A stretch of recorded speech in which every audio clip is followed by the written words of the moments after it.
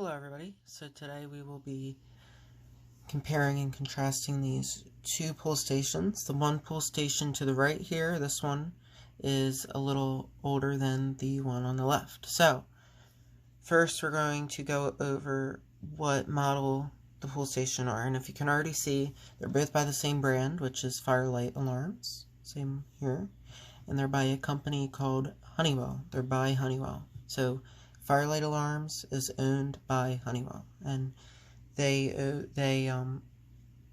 make their products for them. So these are both pull stations. They're not alarms. And so what I'm going to do is I'm going to tell you what model this one is. So the one to the left here is the BG-12. So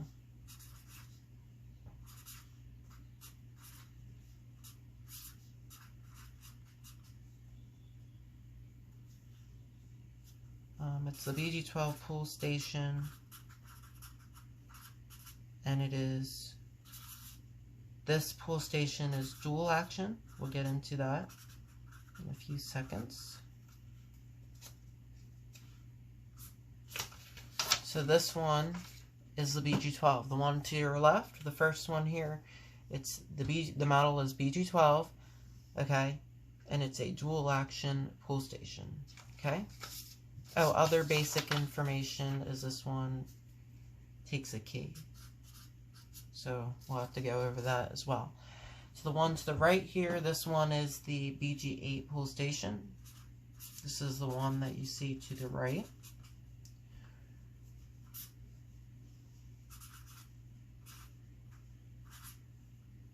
Excuse my handwriting. It's not the nicest. This one also takes the key, so we know this one takes a key as well. And this one is not dual action, it's actually a single action, and we will go over that as well. Okay.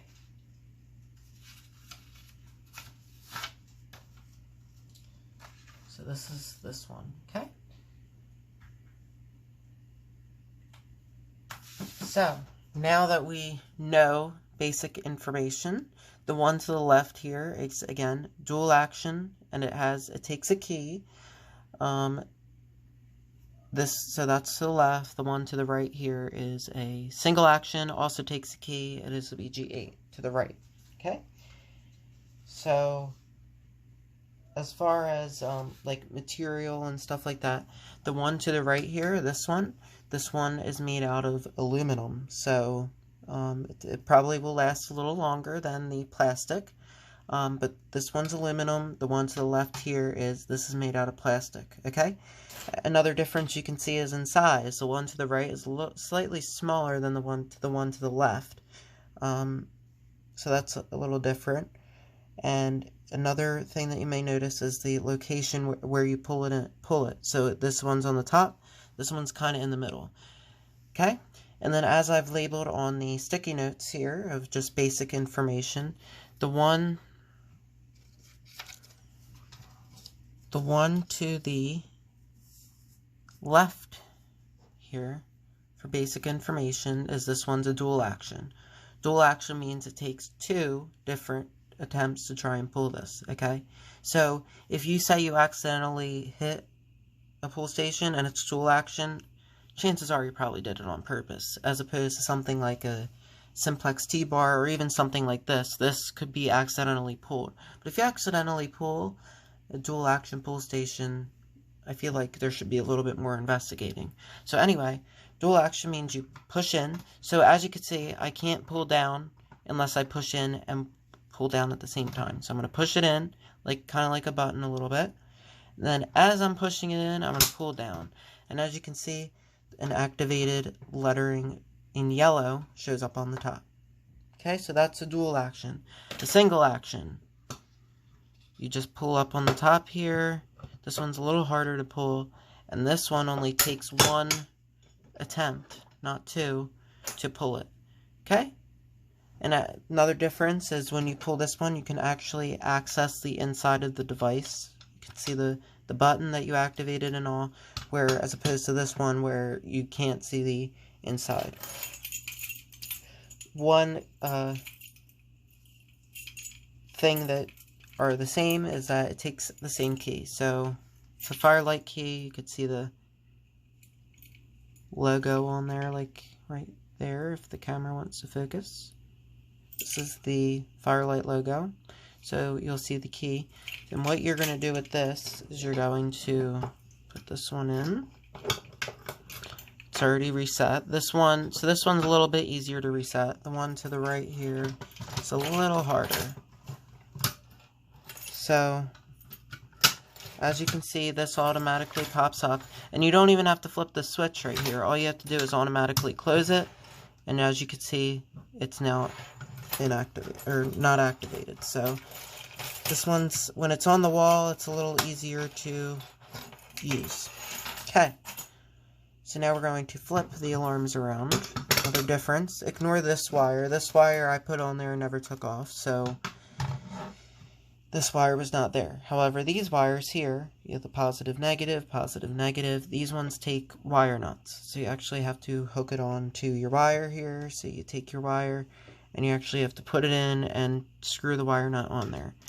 So these don't take terminals, which terminals are like screw terminals. It doesn't take that. You have to, in order to hook this up, you have to have the wire nuts and hook up these two end wires to the device. So with this, now this is a lot better. It's a lot cleaner.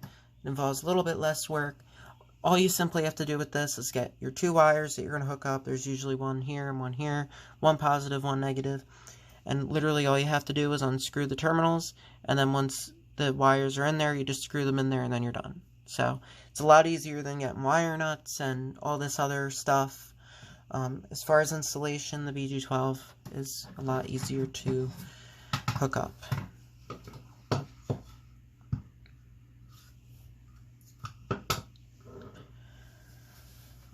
And quality, like I said, these probably won't last as long as aluminum, but in the end, this one has better better installation. It's easier to install. This one is a little bit harder. Okay, and as far as the inside, it's pretty different, and where you can actually see the model. So this is the BG-8. This model came out before the BG-12. The BG-12 is the most recent. And with the BG-12, there are two. So I got the one, this is called the BG-12L. L stands for lock, meaning it takes a key. Most of them take like a wrench. I prefer a key because it's a lot easier than finding a wrench. So I'll just open it up here and we'll show you the inside. So this is always in Firelight alarms where you can look for the model. So it'll say it right here, BG-12L, okay, Firelight alarms, BG-12 series. This one's a BG-8 series, non-coded. It's part of fire alarm equipment. And stuff like that. So it gives basic information, where it was manufactured, stuff like that. Over to the right here, you have, again, fire alarm equipment. The model number is the BG-8, which you might not be able to see. Let's try and zoom in there. There we go. Model number is BG-8. This was manufactured on September 2nd, 2017. Any other basic information just tells you how to reset. Unlike this one won't tell you how to reset, but I feel like this is very informational because not everyone knows how to reset it.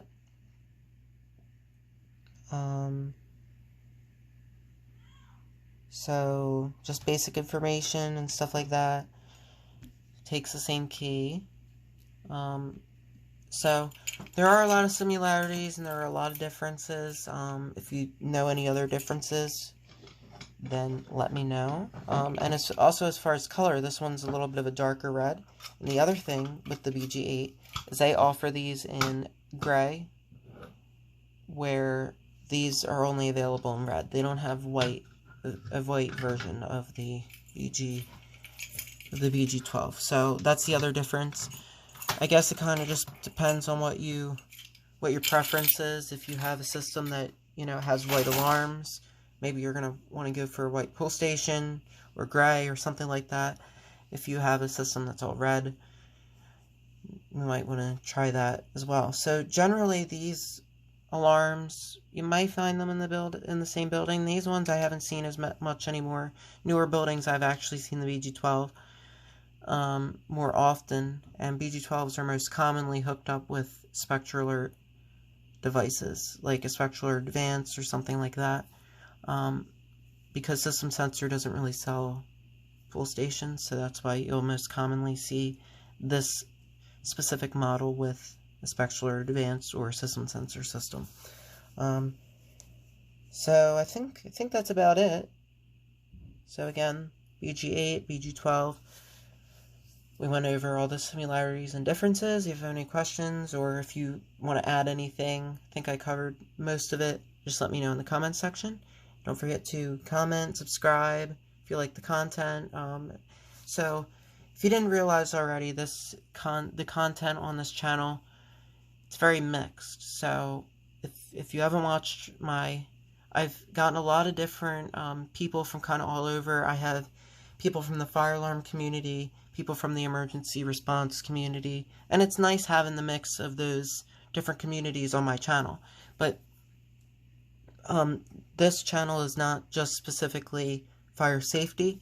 I've kind of held back on the weather stuff a little bit because no one really is interested in the weather, and everyone's from different locations, so weather videos will probably be not as often anymore. The reason why I do weather alerts is because maybe a subscriber that lives in another state, maybe that'll be affecting them, and that could, when there's a big hurricane, usually emergency response teams go out and help, so it's kind of a warning to them. But like I said, I'm going to kind of scale back on the weather stuff for now, and maybe eventually in the future I will consider making my own channel specifically for weather.